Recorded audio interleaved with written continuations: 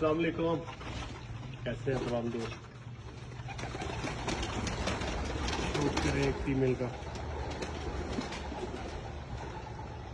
ये 29 नंबर है मेरे। ये चपड़ी पट्टी है।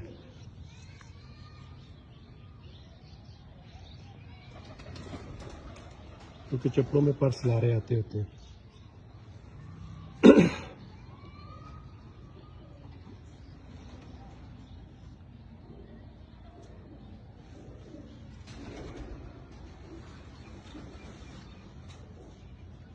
इनमें खसूसियत ये है, अक्सर की दुनिया जो है बिल्कुल वाइट आती हैं, बड़े खूबसूरत लगते हैं उड़ते हुए। भी सामने कुछ के सारे बारी आ जाते हैं अपना ना ब्लैक, कुछ कुछ इनमें वाइट निकलते हैं। मैं कहता हूँ शौक करवाए आप।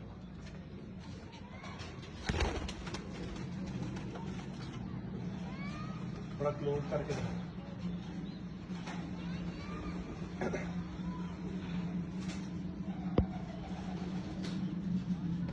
लाहौर में स्मोक स्टार्ट हो गई है हमारे पास, तो कबूतर ऑलमोस्ट बंद ही हो गए हैं। बच्चे वगैरह बाहर बिठाए हैं। आशा का कैमरा मारता सारा बस।